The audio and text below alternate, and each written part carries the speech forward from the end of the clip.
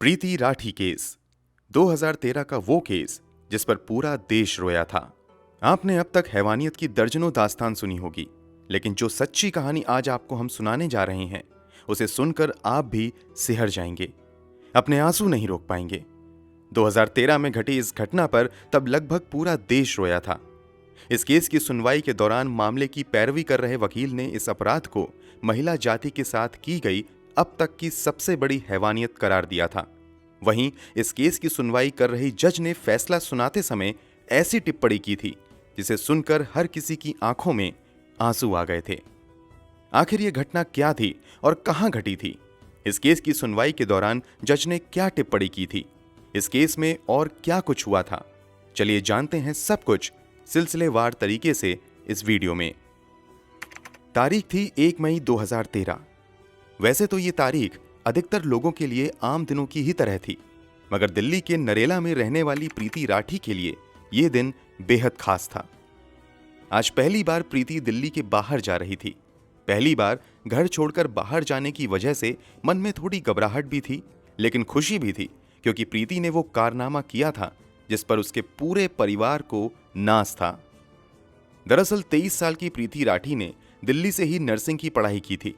पढ़ाई पूरी करने के बाद वो मिलिट्री हॉस्पिटल में नर्स बनना चाहती थी। इसके लिए उसने तैयारी भी शुरू कर दी थी। इसी दौरान इंडियन नेवी में नर्स की वैकेंसी निकली। प्रीति राठी ने भी इस जॉब के लिए अप्लाई किया और एग्जाम में शामिल हुई और सफल भी हुई।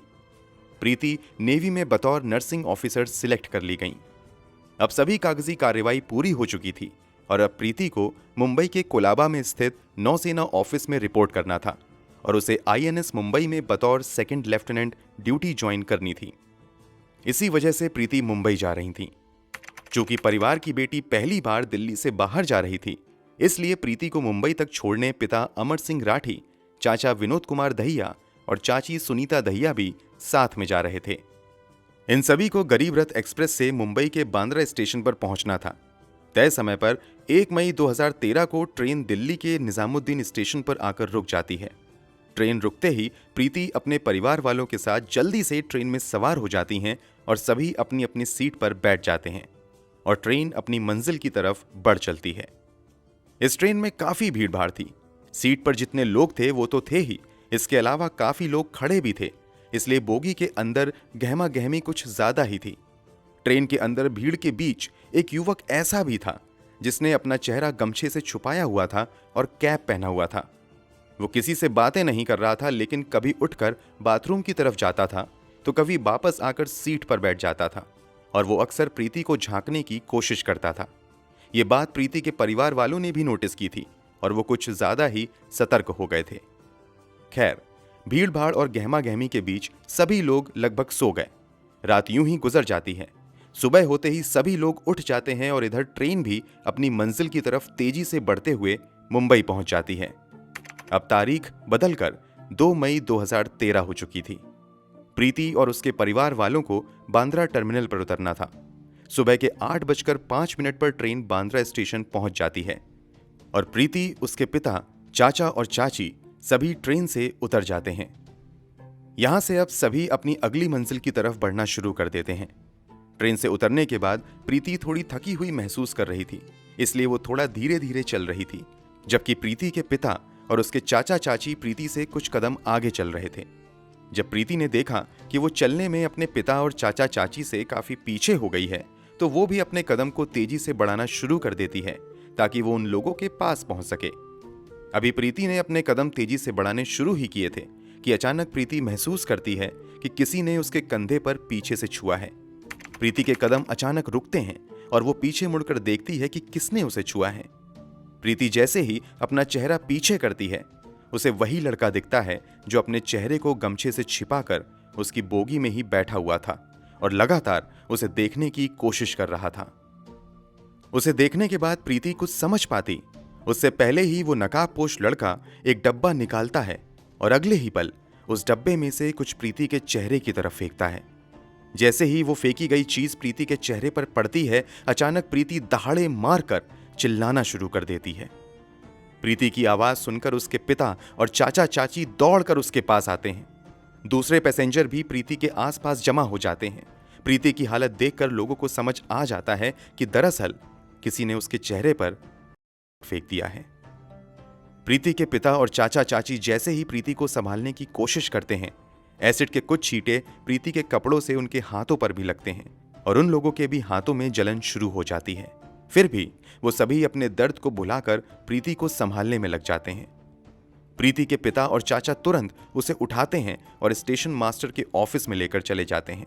क्योंकि प्रीति काफी तकलीफ में थी और जख्म काफी गहरा लग रहा था, इसलिए रेलवे अधिकारी तुरंत प्रीति को दूसरे अस्पताल भेजने की तैयारी शुरू कर देते हैं। स्टेशन से सभी घायलों और प्रीति को भाभा हॉस्पिटल के लिए भेज दिया जाता है, लेकिन प्रीति की हालत बहुत ज्यादा गंभीर थी, इसलिए उसे भाभा हॉस्पिटल की बजाय पास के ही गुरु नानक हॉस्पिटल में भर्ती करवाया जाता है। उधर वो नकाबपोश लड़का प्रीति पर एसिड फेंकने के बाद भागने लगता है। तभी प्रीति की चीख सुनकर ठीक प्रीति के नजदीक खड़े समीर शेख नाम का एक युवक तुरंत उस डब्बे को उठाकर समझने की कोशिश करता है कि अचानक से हुआ क्या है। तभी डिब्बे से एसिड समीर के हाथों पर भी गिरता है।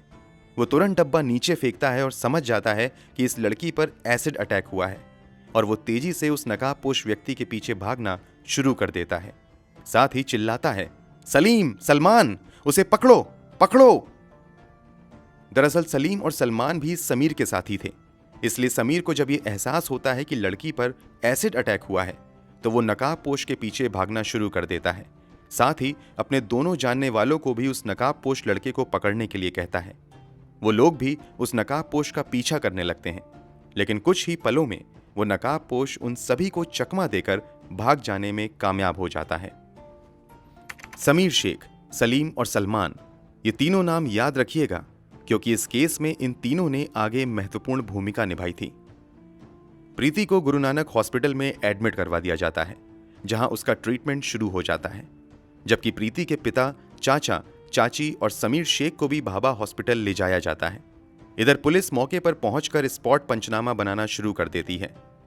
समीर के जख्म ज्यादा गहरे नहीं थे, इसलिए उसे हॉस्पिटल से कुछ ही देर बाद छुट्टी मिल जाती है और उसे पुलिस वापस घटना स्थल पर लेकर आती है और उसके बयान के आधार पर पंचनामा दर्ज करना शुरू कर देती है।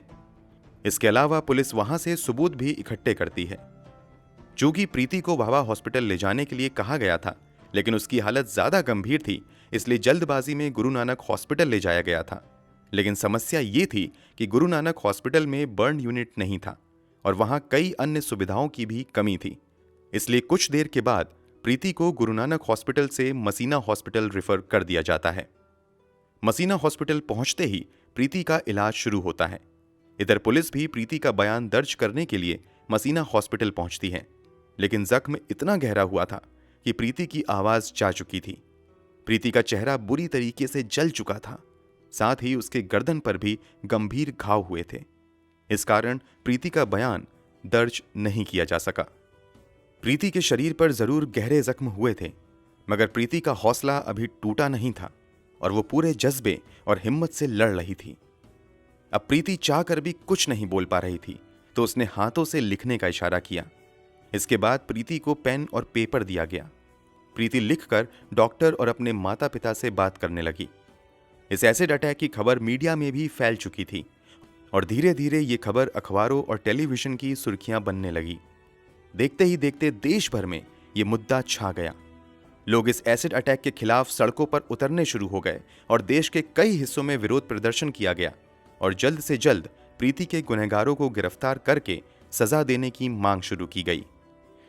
पुलिस पर भी भारी दबाव था कि वो तुरंत अपराधी को गिरफ्तार करे, लेकिन समस्या ये थी कि अपराधी का कहीं से कोई क्लू नहीं मिल रहा था। हालांकि घटना के समय स्टेशन पर मौजूद कुछ गवाहों के बयान के अनुसार अपराधी का स्केच पुलिस ने तैयार करवा लिया था और अपराधी की तलाश शुरू हो गई थी, मगर पुलिस के हाथ खाली थे। इसी बीच 4 मई 2013 को पवन कुमार नाम का एक लड़का प्रीति की बहन तन्नू को फोन करता है और प्रीति के बारे में पूछता है कि वो कैसी है। पवन कुमार बीटेक का स्टूडेंट था और प्रीति से उसकी पुरानी जान पहचान थी। इस बात की जानकारी तन्नू अपने पिता अमर सिंह राठी को देती है और अमर सिंह जांच कर रहे पुलिस अधिकारियों को भी इस बात की जानकारी देते हैं कि पवन कुमार नाम के एक लड़के ने फोन करके प्रीति का हालचाल पूछा है। ये जानकारी हाथ लगने के बाद पुलिस वो स्केच जो गवाहों के बयान के आधार पर बनाया गया था प्रीति को दिखाती है और प्रीति से पूछती है कि क्या तुम इन्हें पहचानती हो। जवाब में प्रीति बोर्ड पर 3 नाम लिखती है, सत्यम, अंकुर और पवन कुमार। प्रीति के अनुसार स्केच में दिख रहा लड़का इन तीनों में से कोई एक था। क्योंकि प्रीति ने भी पवन कुमार का नाम लिया और पवन कुमार ने फोन करके प्रीति का हालचाल जाना था, इसलिए पुलिस अनुमान लगाती है कि शायद पवन कुमार ने ही प्रीति पर एसिड फेंका होगा और वो जानना चाह रहा होगा कि प्रीति जिंदा है या मर गई। इसलिए पवन कुमार को शक के दायरे में लेते हुए पुलिस जांच शुरू कर देती है और तुरंत पवन कुमार की तलाश में लग जाती है। कुछ दिनों की खोजबीन के बाद 9 मई 2013 को पुलिस पवन कुमार को गिरफ्तार कर लेती है। इस गिरफ्तारी की खबर के बाद लोगों का गुस्सा और भड़क जाता है और वो जल्द से जल्द अपराधी को कड़ी से कड़ी सजा दिलवाने की मांग करना शुरू कर देते हैं। लोग प्रीति के जल्द से जल्द स्वस्थ होने की भी दुआएं कर रहे थे, मगर प्रीति की हालत दिन प्रतिदिन बिगड़ती ही जा रही थी। मसीना हॉस्पिटल में आए हुए उसे कई दिन हो चुके थे और यहां प्रीति की कई सर्जरी भी की गई थी, मगर हालात सुधरने की बजाय बिगड़ते ही जा रहे थे। प्रीति के इंटरनल ऑर्गन्स धीरे धीरे काम करना बंद कर रहे थे। मसीना हॉस्पिटल के डॉक्टर को लगने लगा कि प्रीति की हालत ज्यादा गंभीर हो रही है, तो उन्होंने तुरंत प्रीति को रेफर करते हुए बॉम्बे हॉस्पिटल भेज दिया ताकि बेहतर इलाज मिल सके। क्योंकि इस केस से लोगों का सीधा जुड़ाव हो चुका था और लोग हर पल प्रीति के हालात के बारे में जानना चाहते थे, इसलिए सरकार की ओर से भी प्रीति को बेहतर से बेहतर इलाज देने की व्यवस्था की जाती है। जैसे ही प्रीति को बॉम्बे हॉस्पिटल लाया जाता है, देश के टॉप स्पेशलिस्ट डॉक्टरों की टीम बनाई जाती है और उन्हें ही प्रीति की इलाज का जिम्मा दिया जाता है। लाख कोशिशों के बावजूद यहां भी हालात सुधरने की बजाय बिगड़ते ही जाते हैं और प्रीति वेंटिलेटर सपोर्ट पर चली जाती हैं। फिर भी डॉक्टर हार नहीं मानते हैं और प्रीति की जान बचाने की हर संभव कोशिश करते रहते हैं। एसिड अटैक को हुए लगभग 2 महीने हो चुके थे और प्रीति अब भी हालात से लड़ रही थी, लेकिन अंततः 1 जून 2013 को दिल की धड़कन रोकने की वजह से प्रीति इस दुनिया को छोड़कर चली जाती हैं। प्रीति की मौत की खबर से देश में गम और गुस्से की लहर दौड़ जाती है। हर कोई प्रीति के जाने से सदमे में था। प्रीति की मौत के बाद पोस्टमार्टम किया जाता है और उसके शव को अंतिम संस्कार के लिए दिल्ली लाया जाता है, लेकिन प्रीति के घर वाले मामले की सीबीआई जांच की मांग करते हुए अंतिम संस्कार करने से मना कर देते हैं और प्रीति के शव के साथ ही एक प्रदर्शन रैली निकाली जाती है। अंत में सरकार की ओर से सीबीआई जांच का आश्वासन मिलने के बाद पूरे राजकीय सम्मान के साथ प्रीति का अंतिम संस्कार किया जाता है। प्रीति की मौत और अंतिम संस्कार के बाद हर किसी की एक ही मांग थी कि जल्द से जल्द प्रीति के कातिलों को कड़ी से कड़ी सजा दिलवाई जाए। पुलिस ने भी पवन कुमार नाम के एक लड़के को गिरफ्तार कर लिया था, लेकिन समस्या ये थी कि पवन कुमार के खिलाफ किसी भी तरह का सबूत नहीं मिल रहा था। रेलवे पुलिस भी अब तक पवन कुमार के खिलाफ कोई सबूत नहीं ढूंढ पाई थी। इसी बीच प्रीति के पिता अमर सिंह राठी अपने स्तर से पता लगवाते हैं तो ये बात सामने आती है कि 2 मई 2013 यानी घटना वाले दिन पवन कुमार मुंबई में था ही नहीं, बल्कि वो रोहतक में था। बाद में पुलिस भी पवन कुमार के फोन का लोकेशन हिस्ट्री निकलवाती है तो पता चलता है कि घटना वाले दिन पवन कुमार वास्तव में रोहतक में था। पुलिस की बजाय प्रीति के पिता द्वारा यह पता लगाना कि पवन कुमार उस दिन रोहतक में था, पुलिस की बड़ी नाकामी थी और ये इस बात का भी संकेत था कि पुलिस इस घटना की जांच सही तरीके से नहीं कर रही है। इसलिए प्रीति के पिता कोर्ट में एक रिट पिटीशन फाइल करते हैं और सीआईडी मुंबई से जांच की मांग करते हैं। कोर्ट ये मांग मान लेता है और मामले की जांच सीआईडी मुंबई को दे दी जाती है। केस हाथ में आते ही सीआईडी मुंबई जांच के सिलसिले में सबसे पहले प्रीति राठी के घर जाती है और कुछ जानकारी जुटाना शुरू कर देती है। सीआईडी के अधिकारी प्रीति के कुछ नजदीकी रिश्तेदारों से भी पूछताछ करते हैं। रिश्तेदारों से पूछताछ के दौरान एक रिश्तेदार पुलिस वालों को बताती है कि पड़ोस में ही रहने वाला अंकुर पवार नाम का एक लड़का प्रीति से एक तरफा प्यार करता था। उसने प्रीति को प्रपोज भी किया था, लेकिन प्रीति ने साफ मना कर दिया था। इसके अलावा अंकुर पवार प्रीति से ही शादी करने की जिद कर रहा था, लेकिन प्रीति ने इस प्रस्ताव को भी ठुकरा दिया था। प्रीति के एक रिश्तेदार के मुताबिक इसी के बाद अंकुर ने प्रीति को अंजाम भुगतने की धमकी दी थी। पुलिस के लिए यह एक बड़ा क्लू था। पुलिस तुरंत अंकुर का पता लगाती है और उसे पूछताछ के लिए बुलाया जाता है। पुलिस अंकुर से पूछती है कि 1 मई 2013 को तुम कहां थे? इस पर अंकुर ठीक ढंग से जवाब नहीं दे पाता है और तुरंत अपने बयान बदलने लगता है। इसके अलावा पुलिस को यह भी नजर आता है कि अंकुर के दोनों हाथों पर जख्म के निशान हैं। ये जख्म वैसे ही थे जैसा कि एसिड से जलने पर होता है। अंकुर द्वारा बार बार बयान बदले जाने और अंकुर के हाथों पर जख्म के निशान देखकर पुलिस का शक और गहरा हो जाता है और वो अंकुर को पूछताछ के लिए 17 जनवरी 2014 को मुंबई लेकर आ जाती है। मुंबई लाकर उससे कुछ और पूछताछ की जाती है और कुछ ही समय की पूछताछ में ये साफ हो जाता है कि एसिड फेंकने वाला व्यक्ति कोई और नहीं बल्कि यही अंकुर पवार था। पुलिस तुरंत अंकुर को गिरफ्तार कर लेती है और उसके मेडिकल एग्जामिनेशन के लिए जेजे हॉस्पिटल भेज देती है। हॉस्पिटल से आने के बाद पुलिस अंकुर से पूछताछ शुरू करती है। पूछताछ में अंकुर बताता भी है कि दरअसल वो प्रीति को पसंद करता था और उससे ही शादी करना चाहता था, लेकिन प्रीति ने मना कर दिया था। इसी से वो काफी चिढ़ा हुआ था। इधर प्रीति ने इंडियन नेवी में भी नौकरी हासिल कर ली थी, जबकि अंकुर बेरोजगार बैठा हुआ था। इस कारण अंकुर के घरवाले उसे ताना देने लगे थे। इससे भी अंकुर को प्रीति से काफी जलन होने लगी थी। इसी के बाद अंकुर ने तय कर लिया था कि वो प्रीति को सबक सिखाएगा। प्रीति ने नेवी में नौकरी हासिल की है, इस बात की जानकारी आसपास के लोगों को भी लग चुकी थी और लोग ये भी जान चुके थे कि 1 मई को प्रीति मुंबई जाएगी।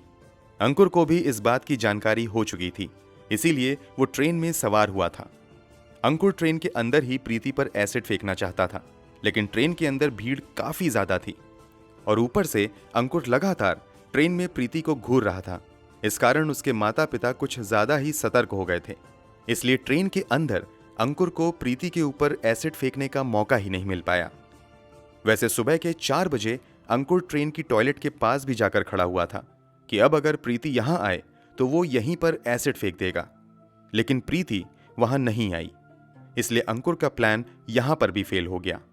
आखिरी में जब प्रीति ट्रेन से उतरती है तब अंकुर उस पर एसिड फेंकता है।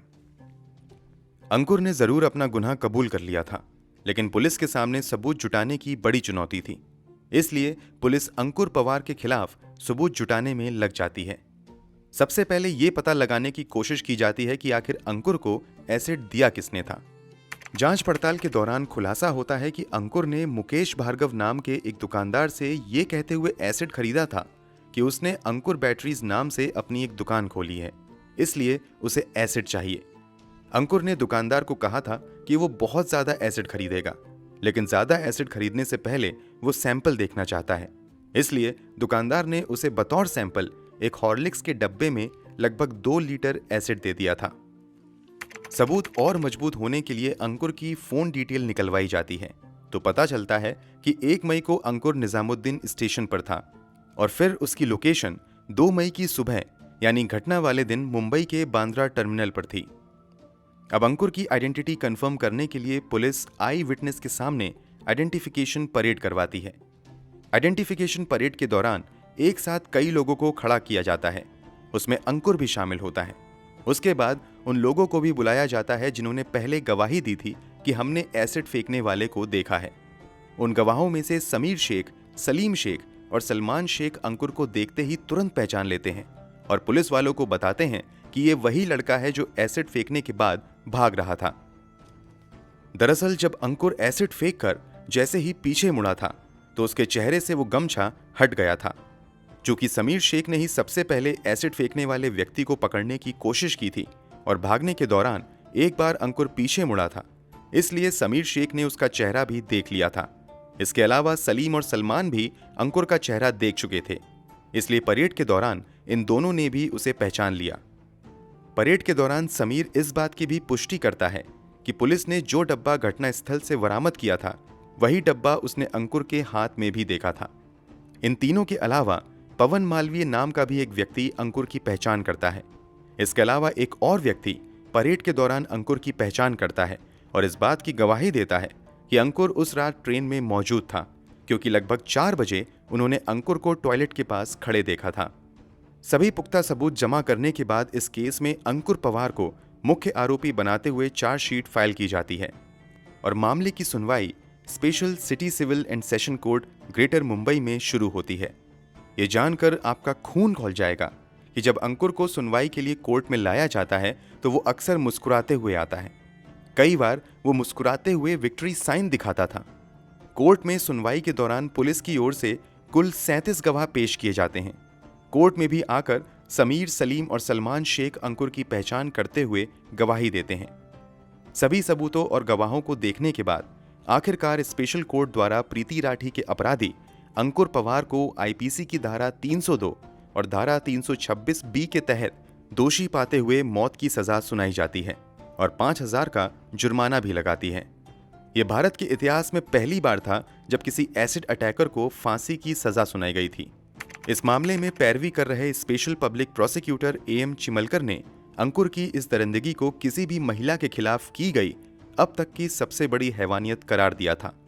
वहीं इसी मामले की सुनवाई कर रहे जज ने फैसला सुनाते हुए टिप्पणी की थी कि इस एसिड अटैक की वजह से प्रीति का चेहरा इतनी बुरी तरीके से जल चुका था और इतना भयावह हो चुका था कि अगर प्रीति ने अपना चेहरा देख लिया होता तो शायद वो उसी दिन मर जाती। ये टिप्पणी अंकुर की दरिंदगी को बताने के लिए काफी है। अंकुर पवार कितना बड़ा शैतान और पत्थर दिल इंसान था, इसका अंदाजा आप इस बात से भी लगा सकते हैं कि जब जज ने उसे फांसी की सजा सुनाई तो उसके चेहरे पर जरा भी डर का भाव नहीं था। उसने प्रीति के साथ जो कुछ भी किया उसे इसका भी अफसोस नहीं था। वो कोर्ट में बड़ी बेशर्मी से मुस्कुरा रहा था। उसकी ये क्रूर हंसी प्रीति के परिवार वालों के जख्म पर नमक जैसी थी। मुंबई सेशन कोर्ट से भले ही अंकुर को फांसी की सजा मिल गई, मगर अंकुर ने बॉम्बे हाई कोर्ट में इस फैसले के खिलाफ अपील कर दी। हाई कोर्ट में इस मामले की सुनवाई जस्टिस वीपी धर्माधिकारी और जस्टिस पीडी नायक कर रहे थे। इस मामले की लंबी सुनवाई के बाद जून 2019 में बॉम्बे हाई कोर्ट ने सेशन कोर्ट के फांसी के फैसले को उम्र कैद में बदल दिया।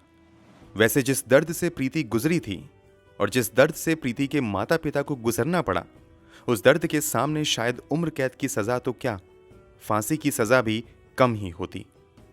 दोस्तों, इस वीडियो के बारे में आपकी क्या राय है? कमेंट बॉक्स में जरूर बताएं। वीडियो को लाइक और शेयर जरूर करें। अगर आपने अब तक इस चैनल को सब्सक्राइब नहीं किया है तो जाने से पहले चैनल को सब्सक्राइब जरूर कर लें ताकि हम लगातार इस तरह की वीडियोस आपके लिए लाते रहें। धन्यवाद।